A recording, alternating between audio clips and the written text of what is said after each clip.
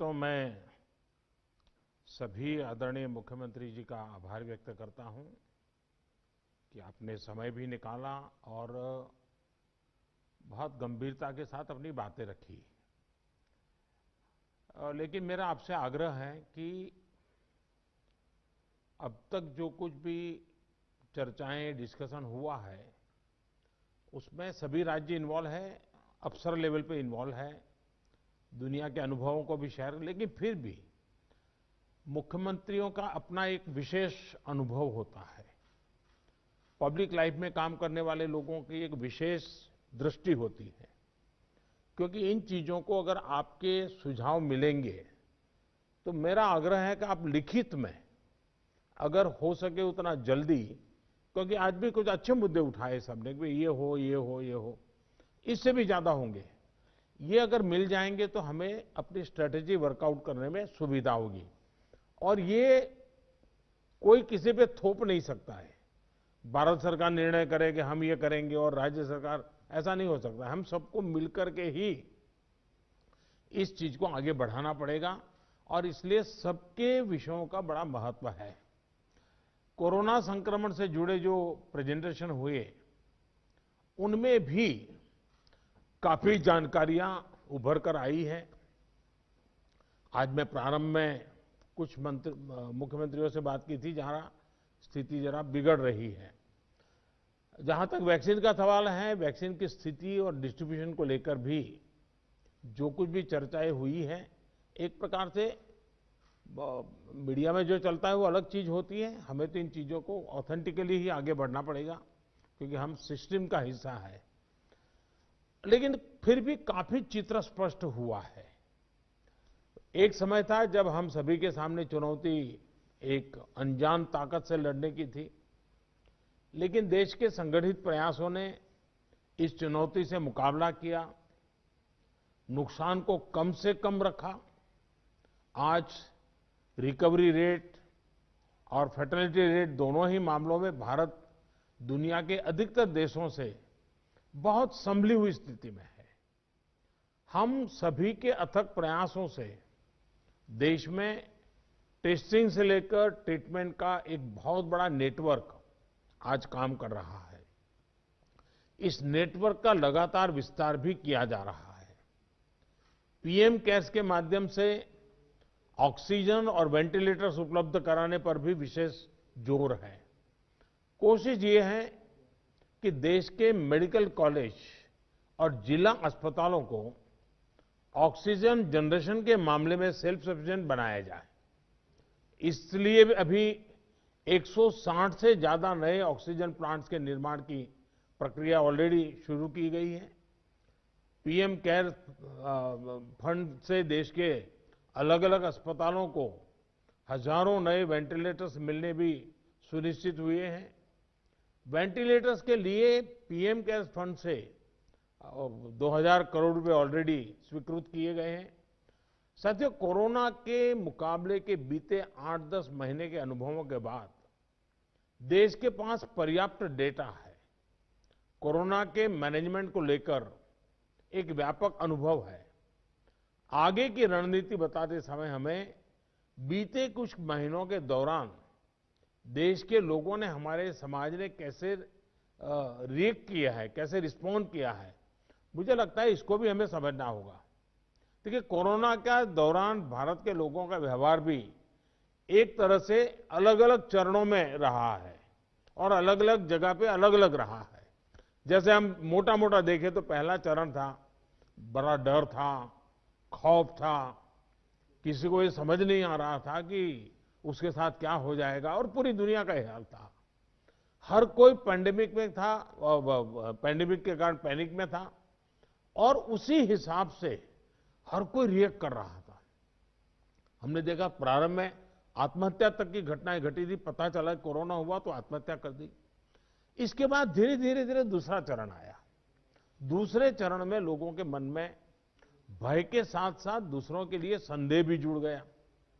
उनको लगा कि भाई इसको कोरोना हो गया, मतलब कुछ गंभीर मामला है, दूर भागो।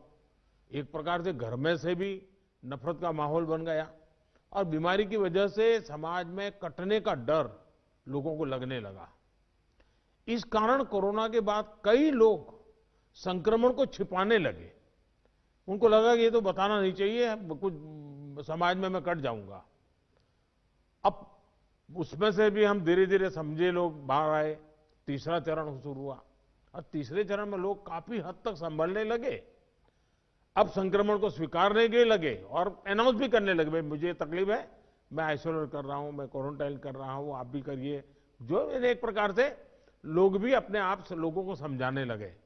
लेकिन आपने भी देखा होगा कि लोगों में अधिक गंभीरता भी आने लगी और हमने देखा कि लोग अलर्ट भी होने लगे। और इस तीसरे चरण के बाद हम चौथे चरण में पहुंचे।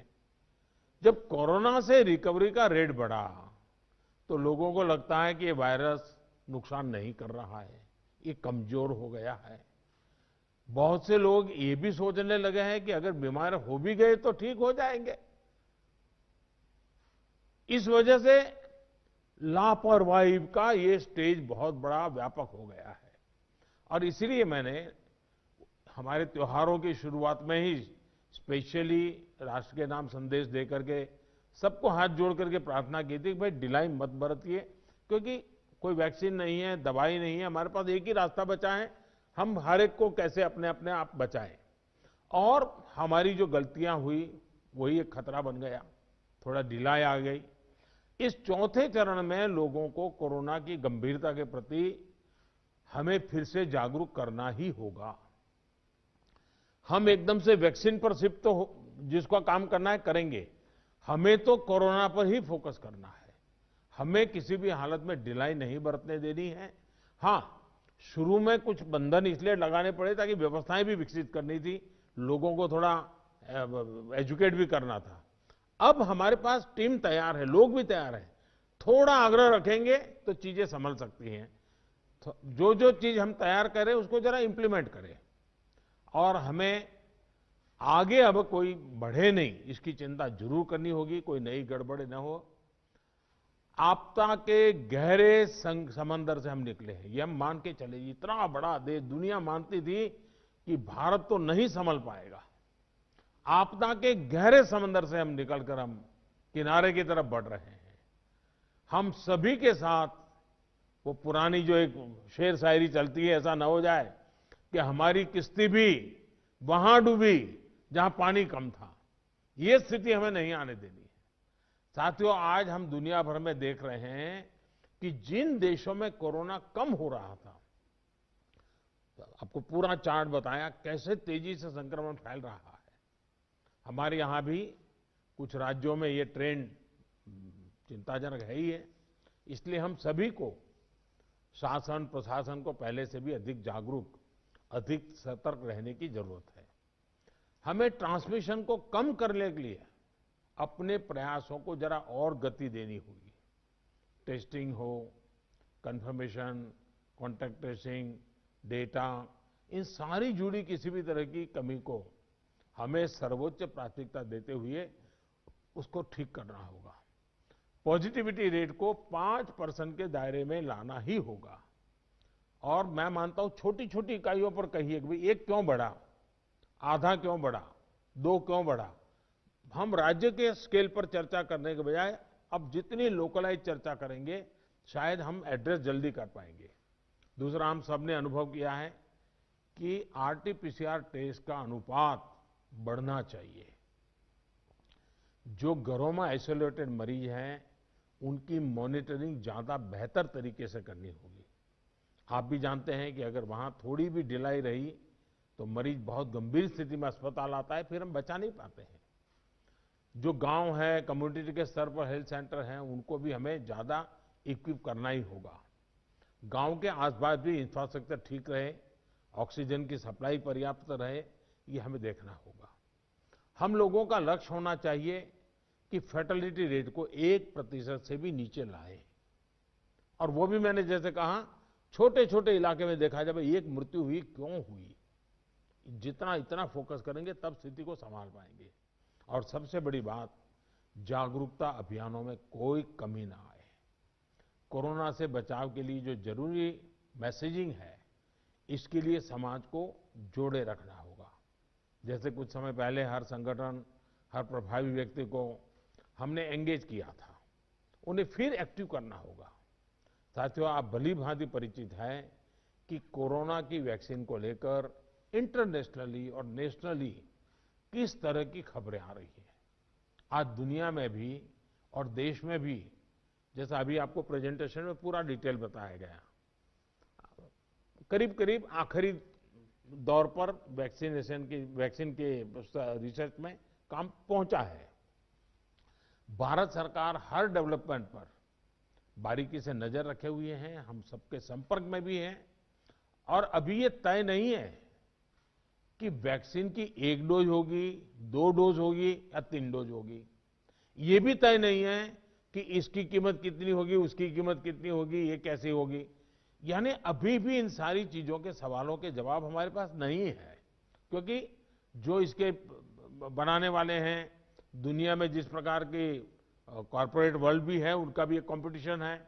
दुनिया के देशों के भी अपने अपने डिप्लोमेटिक इंटरेस्ट होते हैं।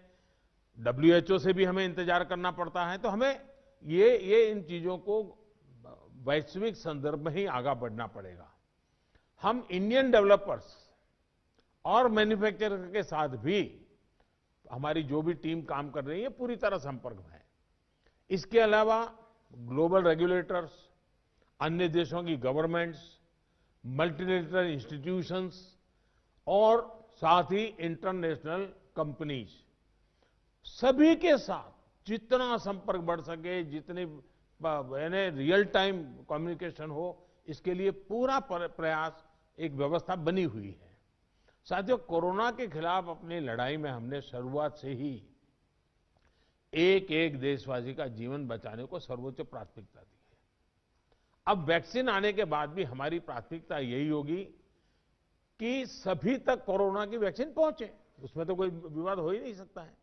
लेकिन कोरोना की वैक्सीन से जुड़े भारत का अभियान अपने हर नागरिक के लिए एक प्रकार से नेशनल कमिटमेंट की तरह है। इतना बड़ा टीकाकरण अभियान स्मूथ हो, सिस्टमैटिक हो और सस्टेन हो, ये लंबा चलने वाला है।